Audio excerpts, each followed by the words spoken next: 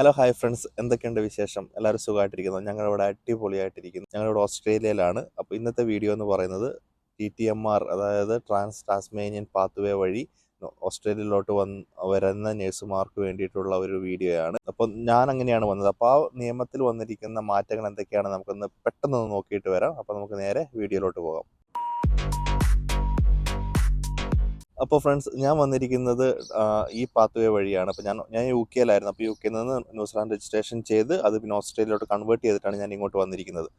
അപ്പോൾ ഇനി വരുന്ന നഴ്സുമാർക്ക് അതൊരു ബുദ്ധിമുട്ടായിരിക്കും എന്നുള്ള രീതിയിലാണ് പുതിയ നിയമം വന്നിരിക്കുന്നത്. അതായത് ഈ ജൂലൈ 1 മുതലുള്ള രജിസ്ട്രേഷൻ സ്റ്റാർട്ട് ചെയ്യാൻ പോകുന്ന നഴ്സുമാർക്കാണ് ഇത് പറഞ്ഞിട്ടുള്ളത്. ഓൾറെഡി പ്രോസസ്സിങ്ങിനുള്ളവർക്കോ സ്റ്റാർട്ട് ചെയ്തവർക്കോ ഇതൊരു പ്രശ്നമല്ല. അത് എടുത്തു പറയുന്നുണ്ട്. ഇനി അപ്ലിക്കേഷൻ കൊടുക്കുന്ന നഴ്സുമാർക്ക്, ഇനി ന്യൂസിലാൻഡിലോട്ടുള്ള അപ്ലിക്കേഷൻ കൊടുക്കുന്ന നഴ്സുമാർക്കാണ് ഈ നിയമം അപ്ലിക്കബിൾ ആയിട്ട് വരുന്നത്. അപ്പം നമുക്ക് എന്താണെന്ന് ചെക്ക് ചെയ്യാം. അപ്പോൾ നമ്മൾ ഇന്ത്യയിൽ നിന്നും ഓസ്ട്രേലിയയിലോട്ട് വരണമെങ്കിൽ നമ്മൾ ഒന്നെങ്കിൽ ഓസ്ട്രേലിയയിലോട്ട് വന്ന് ഇവിടുത്തെ ബ്രിഡ്ജിങ് കോഴ്സ് ചെയ്യണമായിരുന്നു. അതല്ല എങ്കിൽ ഇന്ത്യയിൽ നിന്ന് ന്യൂസിലാൻഡിലോട്ട് പോയി അവിടുത്തെ ക്യാപ് കോഴ്സ് ചെയ്തതിന് ശേഷം അവിടുത്തെ ന്യൂസിലാൻഡ് രജിസ്ട്രേഷൻ നമ്മൾ ഓട്ടോമാറ്റിക്കലി ഓസ്ട്രേലിയയിലോട്ട് കൺവേർട്ട് ചെയ്യുക. നമുക്ക് ന്യൂസിലാൻഡ് രജിസ്ട്രേഷൻ കിട്ടിയതിന് ശേഷം കൺവേർട്ട് ചെയ്തിട്ട് നമുക്ക് ഓസ്ട്രേലിയയിൽ വന്നിട്ട് വർക്ക് ചെയ്യാം. അങ്ങനെയായിരുന്നു ഇത്രയും കാലം ഡയറക്റ്റായിട്ട് നടന്നുകൊണ്ടിരുന്നത്. ഈ കോവിഡിന് ശേഷം കഴിഞ്ഞ 2 വർഷത്തിലുള്ള ഏറ്റവും കൂടുതൽ നഴ്സുമാർ വന്നിരിക്കുന്നത് UK-യിൽ നിന്നും അയർലൻഡിൽ നിന്നാണ്. കാരണം എന്താണെന്ന് വെച്ചിട്ടുണ്ടെങ്കിൽ നമുക്ക് അവിടെ നിന്നുള്ള ഈ പറഞ്ഞ പാത്വേ പ്രകാരം UK-യിൽ 1-2 വർഷം വർക്ക് ചെയ്തിട്ടുണ്ടെങ്കിൽ 1800 അവേഴ്സ് വർക്ക് ചെയ്തിട്ടുണ്ടെങ്കിൽ നമുക്ക് OET സ്കോറും നമ്മുടെ ബാക്കിയുള്ള സർട്ടിഫിക്കറ്റ്സ് ഒക്കെ സബ്മിറ്റ് ചെയ്ത് കഴിഞ്ഞാൽ നമുക്ക് ഡയറക്റ്റ്ലി ന്യൂസിലാൻഡ് രജിസ്ട്രേഷൻ കിട്ടുമായിരുന്നു. നമുക്ക് ക്യാപ് കോഴ്സ് ചെയ്യേണ്ട ആവശ്യമില്ല. കാരണം നമ്മൾ UK-യിൽ ഓൾറെഡി ഓസ്കി ഒക്കെ ചെയ്ത് അവിടുത്തെ സ്റ്റാൻഡേർഡ്സുമായിട്ട് മീറ്റപ്പ് ഒക്കെ ചെയ്ത് നമ്മൾ വർക്കിംഗ് കണ്ടീഷനൊക്കെ ഓക്കെ ആയതുകൊണ്ട് അവർ ഡയറക്റ്റ് നമുക്ക് ന്യൂസിലാൻഡ് രജിസ്ട്രേഷൻ തരുമായിരുന്നു ആഫ്റ്റർ CGFNS ഒക്കെ ചെയ്തതിന് ശേഷം.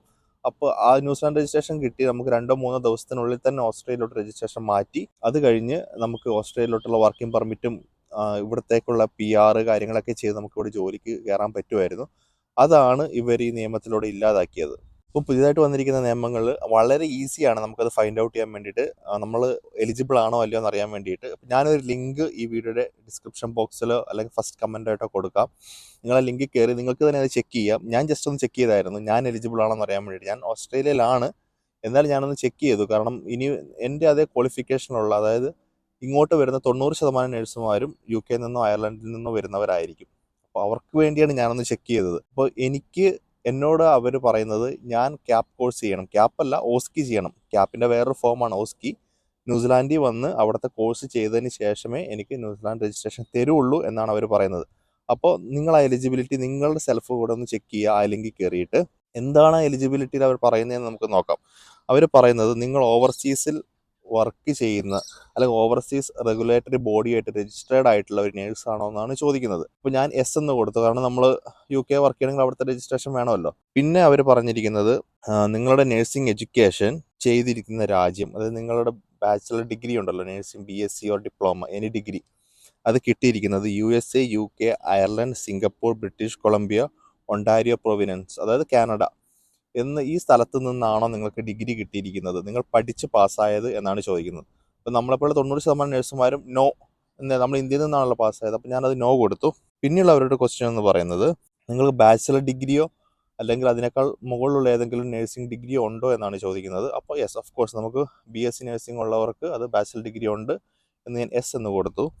അടുത്ത ക്വസ്റ്റ്യൻ എന്ന് പറയുന്നത് നിങ്ങൾ 1800 മണിക്കൂർ നഴ്സിംഗ് പ്രൊഫഷണലായിട്ട് വർക്ക് ചെയ്തിട്ടുണ്ടോ, അതിൻ്റെ സർട്ടിഫിക്കറ്റോ അത് തെളിയിക്കേണ്ട പ്രൂഫ് നിങ്ങളുടെ അടുത്തുണ്ടോ എന്നാണ് ചോദിക്കുന്നത്. അതും എസ് എന്ന് കൊടുത്തു. ഇത്രയും എസ് എന്ന് കൊടുത്തു കഴിഞ്ഞപ്പോൾ ഞാൻ ആകെ കൊടുത്തിരിക്കുന്ന നോ എന്ന് പറയുന്നത് ഞാൻ ഓവർസീസിൽ, അതായത് ഈ ഇംഗ്ലീഷ് സ്പീക്കിംഗ് കൺട്രിയിൽ പഠിച്ച ഒരു നേഴ്സല്ല എന്ന് മാത്രമേ ഞാൻ പറഞ്ഞിട്ടുള്ളൂ. സ്റ്റിൽ അവരെൻ്റെ ആപ്ലിക്കേഷൻ ഡിക്ലൈൻ ചെയ്തു എന്നല്ല, അവർ പറഞ്ഞിരിക്കുന്നത് ന്യൂസിലാൻഡ് രജിസ്ട്രേഷൻ കിട്ടണമെങ്കിൽ നിങ്ങൾ ഇവിടെ വന്നിട്ട് കോഴ്സ് ചെയ്യണം.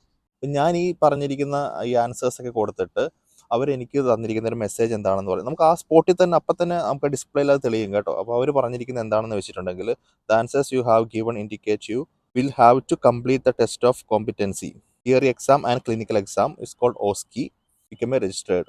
ഇങ്ങനെയാണ് പറഞ്ഞിരിക്കുന്നത്. അപ്പോൾ ഇനി വരാൻ പോകുന്നുള്ളവർക്ക് അതൊരു ബുദ്ധിമുട്ടുള്ള ഒരു കാര്യമായിരിക്കും. അതായത് ന്യൂസിലാൻഡിൽ വരിക, അത് കഴിഞ്ഞിട്ട് അവിടെ നിന്ന് ഓസ്കി പാസ്സായിട്ട് മാത്രമേ രജിസ്ട്രേഷൻ കിട്ടുള്ളൂ. അതിലും കുറച്ച് പ്രശ്നങ്ങളുണ്ട്. കാരണം ഇപ്പോൾ ന്യൂസിലാൻഡിൽ തന്നെ രജിസ്ട്രേഷൻ കിട്ടിയാലും അവർ ചില കണ്ടീഷൻ വെച്ചിട്ടാണ് ന്യൂസിലാൻഡിൽ നമുക്ക് രജിസ്ട്രേഷൻ തരുന്നത്. അപ്പോൾ ഈ കണ്ടീഷൻ വെച്ച് തരുമ്പോഴുള്ള പ്രശ്നം എന്താണെന്ന് വെച്ചിട്ടുണ്ടെങ്കിൽ നമുക്ക് ഓസ്ട്രേലിയയിലോട്ട് രജിസ്ട്രേഷൻ മാറ്റുന്ന സമയത്ത് അതൊരു പ്രോബ്ലം ആകാനുള്ള സാധ്യതയുണ്ട്. കാരണം ഓസ്ട്രേലിയ ആ രജിസ്ട്രേഷൻ അക്സെപ്റ്റ് ചെയ്യോ ഇല്ലയോ എന്ന് നമുക്ക് കണ്ടറിയേണ്ടതാണ്.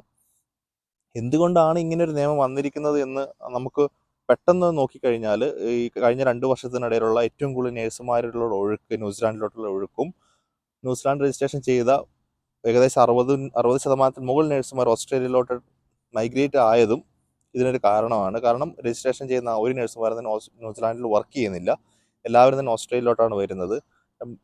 ഈ ഒത്തിരി നേഴ്സുമാർ ന്യൂസിലാൻഡിലോട്ട് വന്നതുകൊണ്ട് അവിടെ ജോലി സാധ്യത കുറയുകയും അവിടെ പഠിക്കുന്ന ആൾക്കാർക്ക് പോലും ജോലി ഇല്ലാത്തൊരവസ്ഥയും വന്നിട്ടുണ്ട്. ഒത്തിരി കുട്ടികൾ ക്യാപ്പ് കഴിഞ്ഞിട്ട് 6-7 മാസങ്ങളായിട്ട് ന്യൂസിലാൻഡിൽ വെയിറ്റ് ചെയ്യണം ഒരു ജോലിക്ക് വേണ്ടിയിട്ട്.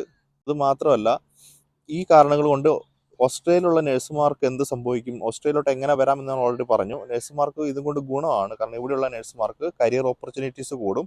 കാരണം ഒത്തിരി ഒഴുക്കില്ലാത്തത് കൊണ്ട് നിങ്ങൾക്കുള്ള ഓപ്പർച്യൂണിറ്റീസ് കൂടും. അതുപോലെ UK-യിലും അയർലൻഡിലും റിക്രൂട്ട്മെൻറ്റിനുള്ള സാധ്യതകൾ കുറഞ്ഞു വരും. കാരണം അവിടെ നിന്ന് നഴ്സുമാരും പുറത്തോട്ട് പോകുന്നില്ല. അപ്പോൾ ഇനി പ്രോസസ്സിങ് ചെയ്യാൻ ആഗ്രഹിക്കുന്നവർ ഈ ഒരു ക്രൈറ്റീരിയ ഒന്ന് നോക്കുക.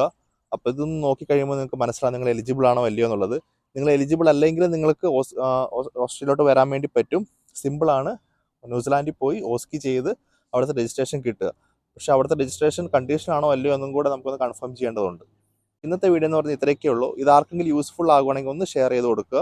കാരണം ഒത്തിരി നഴ്സുമാരുണ്ട് ഈ രജിസ്ട്രേഷൻ്റെ കാര്യങ്ങളെക്കുറിച്ചും ഓസ്ട്രേലിയയിലോട്ട് വരുന്നത് ഇനി സേഫ് ആണോ അല്ലെങ്കിൽ അങ്ങനെയുള്ള കാര്യങ്ങളെക്കുറിച്ച് ചോദിക്കുന്ന ഒത്തിരി ആൾക്കാരുണ്ട്. അപ്പോൾ അവർക്ക് വേണ്ടിയിട്ടുള്ളതാണ് ഈ വീഡിയോ. ഇന്നത്തെ വീഡിയോ എല്ലാവർക്കും ഇഷ്ടപ്പെട്ടെന്ന് വിചാരിക്കുന്നു.